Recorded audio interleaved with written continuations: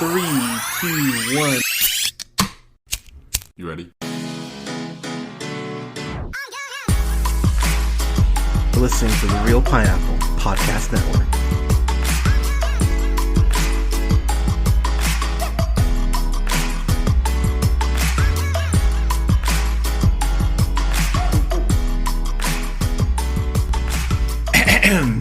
Good evening, ladies, gentlemen, theys, and gays. This is the Real Pineapple. This is your humble host, Hunter, here. Hope you're having a great night, weekend, whenever you're checking this out. I've got a question for y'all. Who's the private dick that's a sex machine to all the chicks? Who's the man that would risk his neck for his brother man? Who's the cat that won't cop out when there's danger all about? There's only one answer to that question, and god damn it, it's Shaft.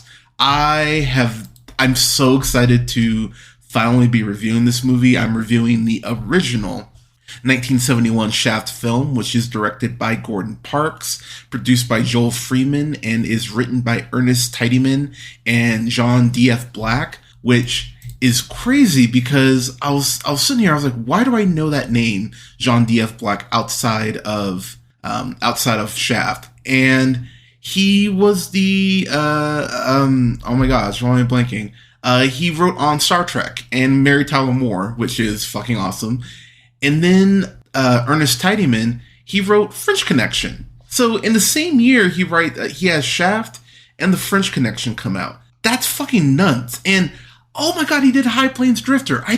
Son of a bitch, wow. And then even crazier, he comes back decades later and writes the 2000 Shaft, starring Samuel L. Jackson, which I know some people have issues with it. It's my only issue with that movie is the Giuliani line that he drops. I fucking hate that line. Outside of that, I think that movie's fucking awesome. So quite the pedigree behind the camera involved this film. This film, of course, stars the man who's always dripping with swag in Richard Roundtree, who I just love this dude. Anytime I see him do an interview, he's just wonderful. But of course, you know him from Shaft, Seven, Brick, which if you've not seen Brick, watch Brick. Brick is fucking awesome. Guy's a hell of an actor. He's got an absurd amount of just credits to his name. I'm really happy I'm reviewing this, but you, of course, know the plot by now. Shaft is a cop based in New York City.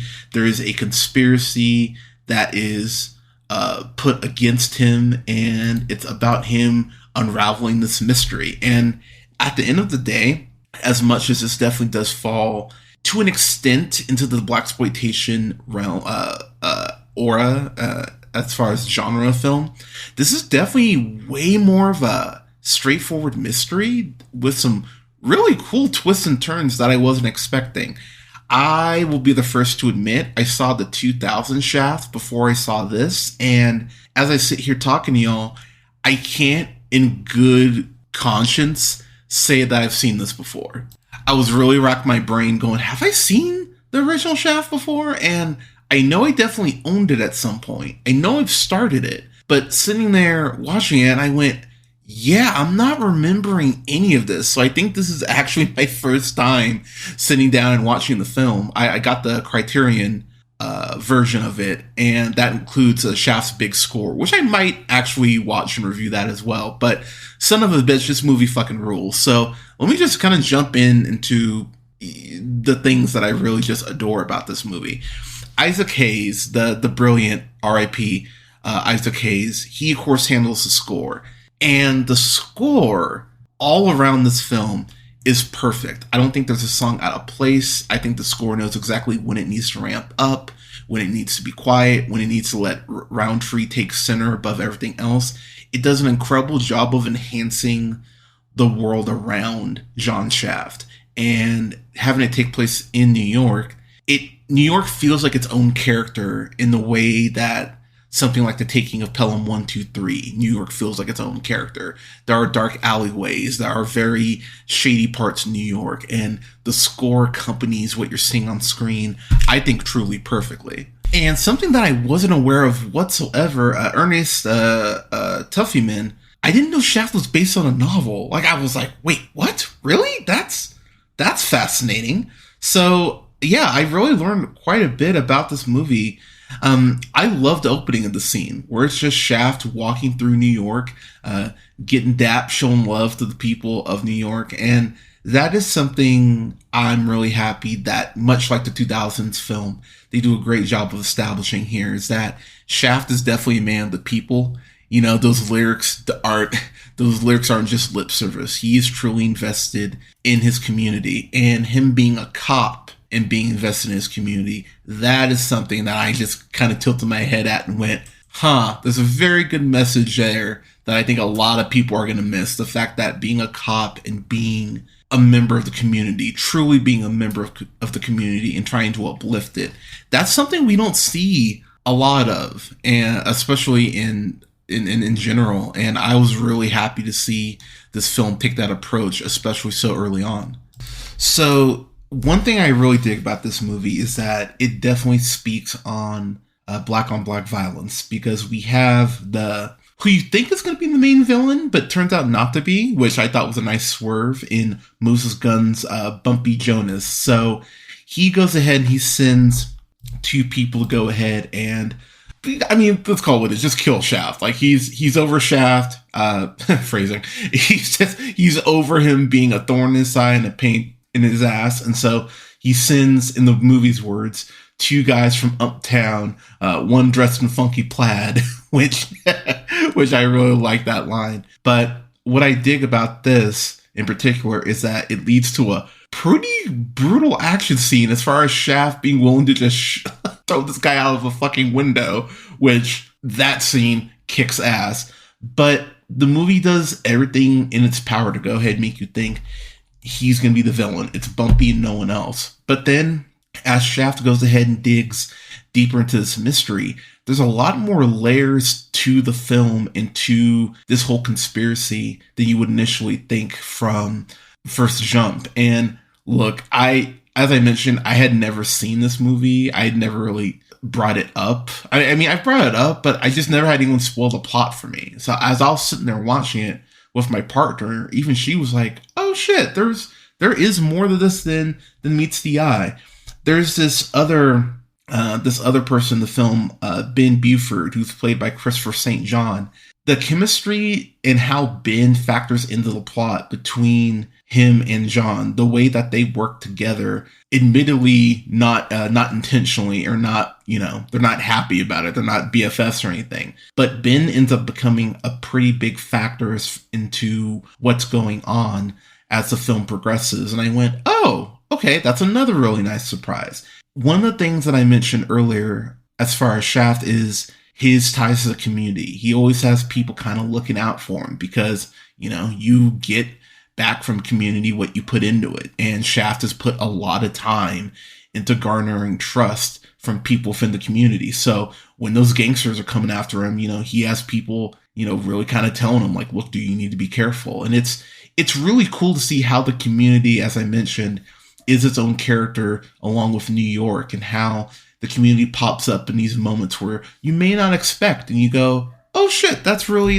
fucking cool.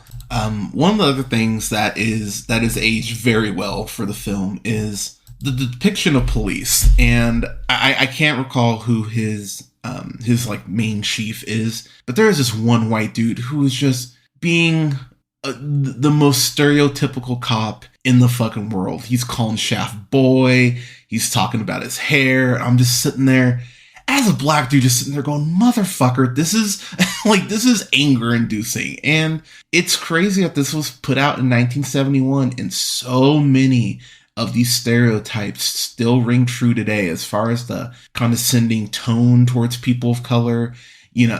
What's the line that they say in the 2000s Shaft? Too black for the badge, too blue for the brothers. And they definitely touch on that here too. And I appreciate, again, that this is a film that is, 50 years old, over 50 years old. And the fact that so many of these things, I mean, as unfortunate as it is, that so many of these things are still relevant today. So that's one of the reasons, as I'm sitting there watching it, going, wow, this is still fucking hitting for me. And I'm so happy that this film had the balls to actually go ahead and address so many of these things.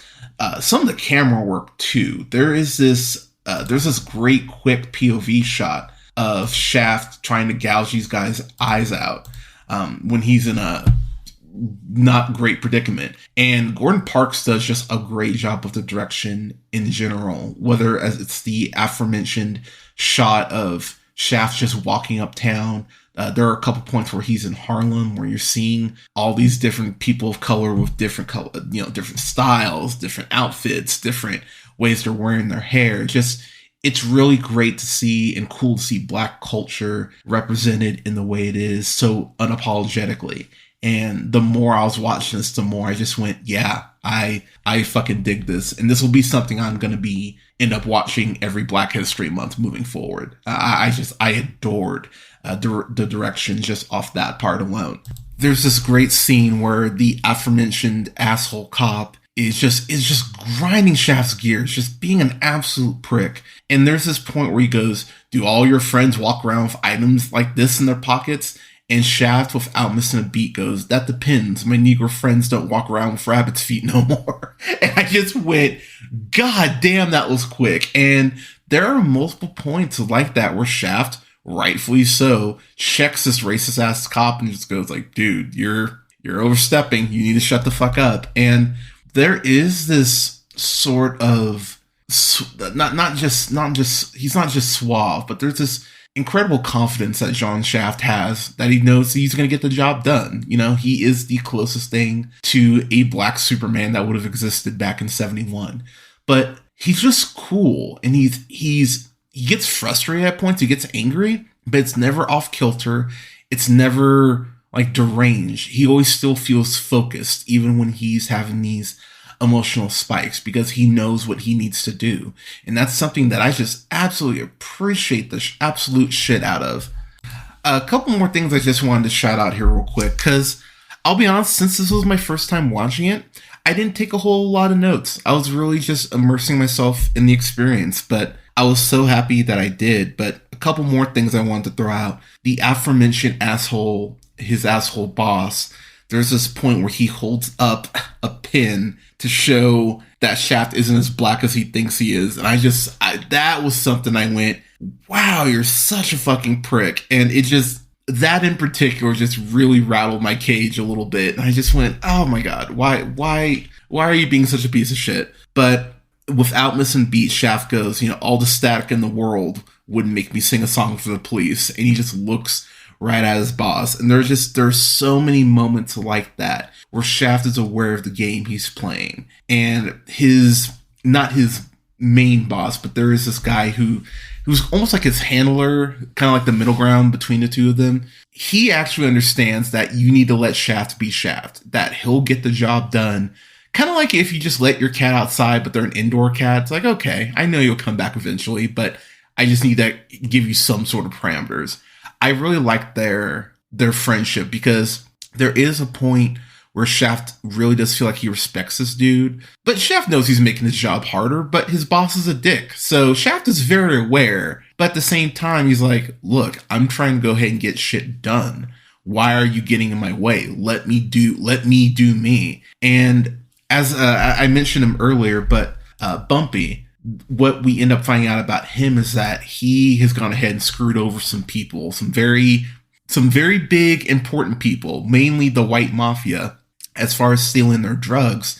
And so Bumpy goes ahead and hires Shaft to go ahead and save his daughter. And that's where the wheels really start to come off as far as Shaft's life getting more chaotic. I won't spoil the scene, but there is a scene. It's one of my favorite scenes of the movie ever, and I'm not there's no hyperbole here. I truly mean this shit. The white mafia does show up. I think they're from Detroit or Philadelphia. I can't remember which, but they go ahead and show up, and Shaft, he knows who they are, so he's playing bartender, and he catches them. He fucks them up, and one of the members of the white mafia spits on Shaft, and Shaft decks him so fucking quick. It's like a blink and you'll miss it moment. but it was such a satisfying receipt. It's one of my favorite receipts ever given in a film. I actually had to pause the film and stand up and give an ovation. I was so happy that John Shaft did that shit. And there are several moments like that where you go, okay, that person got exactly what they fucking deserved. And the budget on this, I believe I looked it up, it was like $500,000. Not a big budget at all. And yet this film looks fucking amazing. The shootouts and the violence that you do get are actually really well filmed and have a weight to them that actually was surprising to me in the best way. That's the biggest thing I can say about this film, is that for all the talk, and look, there are those films that don't live up to the hype as far as films that are on that, that have gone down the annals of time, films that are, that you have to see in many cinephiles' eyes. This is something that checked every box for me. It's funny, it's dark, not just the cast, but it's dark. There's a shootout later on in the film that I thought was just expertly handled. Richard Roundtree is a perfect leading man for this film. The social issues that are discussed are very well handled, and again, still relevant and prominent today. The way that I mentioned that everything is shot, whether it's just Shaft walking the streets or Shaft in his office or Shaft going ahead and speaking to people trying to get information, there is a gravity and a weight to everything that just truly does feel earned. And I was on the edge of my seat the whole time. This movie, it's an hour and 40 minutes. It just flew by for me. It really felt like an 80-minute movie. I was so happy watching this. I was cheering. I was laughing. Shaft even gets a little white chocolate at a point because, he is Shaft. He loves the ladies. It's his duty to please that booty.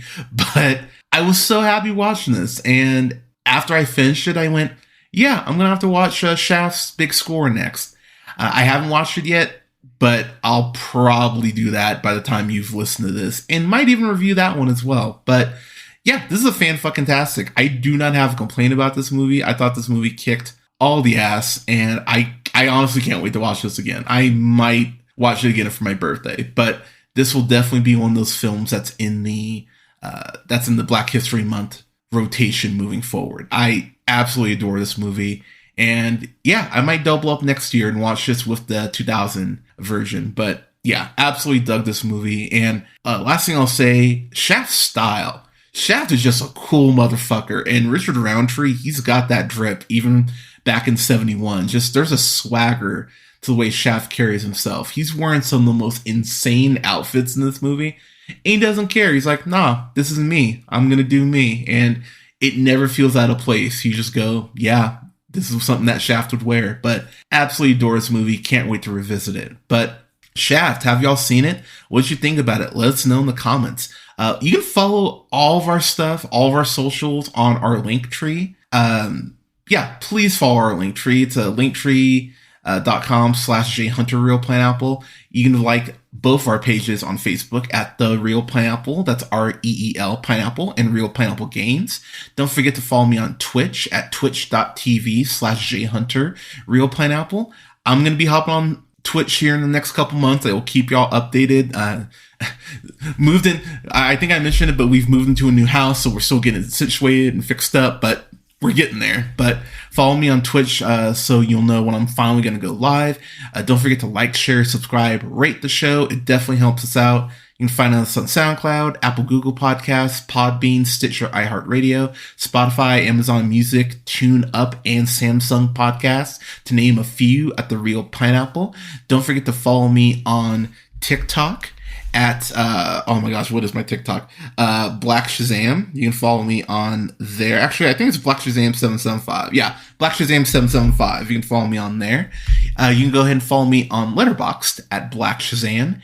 And you can follow me on the Twitter and on Instagram at jhunterrealpineapple. Thank you so much for listening, everyone. We're going to be wrapping up the Black Cinema Showcase with a few other things, including a review for The Inspection, the one of the latest A24 offerings. I'm really excited to review that, as well as Malcolm X. I'm so excited to get into Malcolm X. That's the other movie I really wanted to watch this month. So I'll have a review up for those as well as for HBO's Watchmen. I'm almost through with it. I have a lot to say about Watchmen. But everyone, thank you so much for your support. Oh yeah, in our Cocaine Bear review, that'll be up probably next week because it is snowing like the dickens here in Nevada, and I am not comfortable going out in the snow. So probably have that up for you, for y'all next week. But everyone, thank you so much for listening. Stay safe out there. Bundle up. And yeah, we will talk to you soon.